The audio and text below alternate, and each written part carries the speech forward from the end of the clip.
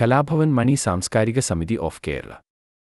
കലാഭവൻ മണി അനുസ്മരണവും സ്നേഹാദരവും എന്ന പരിപാടി തിരുവനന്തപുരം പൂർണ്ണ ഹോട്ടലിൽ വെച്ച് നടത്തപ്പെടുകയുണ്ടായി.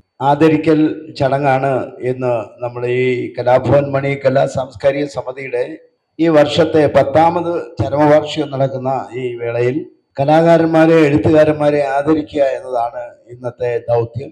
കുട്ടികളാവട്ടെ, വലിയവരാവട്ടെ, വയസ്സായവരാവട്ടെ, എത്രയായാലും നമ്മൾ എത്ര വിഷമത്തിരുന്നിരുന്നാലും അദ്ദേഹത്തിന്റെ ഓരോ പ്രോഗ്രാമും കണ്ടു കഴിഞ്ഞാൽ തീർച്ചയായും നമ്മൾ ചിരിച്ചിരിക്കും.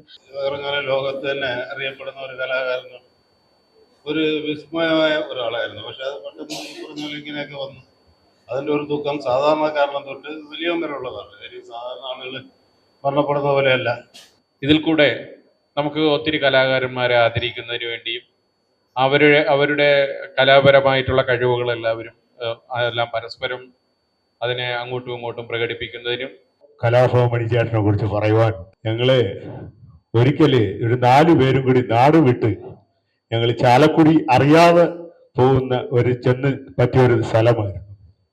അവിടെ എനിക്ക് സിനിമയുടെ പേരെനിക്ക് ഓർമ്മയില്ല.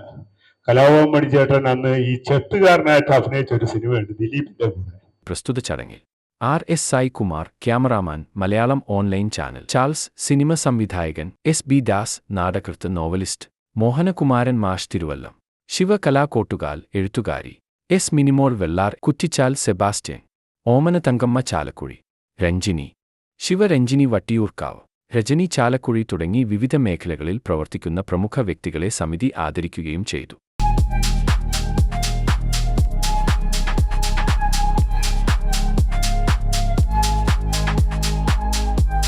വാഗമൺ സ്പൈസസ്, വാഗമണിലെ എല്ലാ ഒറിജിനൽ പ്രോഡക്ട്സും തിരുവനന്തപുരത്ത് ഒരു കുടക്കീഴിൽ ജ്യോതിപുരം ഫുഡ് സേഫ്റ്റി ഓഫീസിന്റെ മുൻവശത്ത്.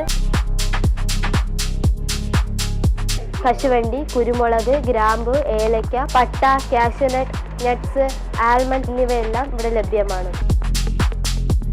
ഞങ്ങളുടെ സഹോദര സ്ഥാപനം Vagamon spices dry fruits and drinks വാഗമണിൽ ചോറ്റുപാറയിലും ഇപ്പോൾ ആരംഭിച്ചിരിക്കുന്നു.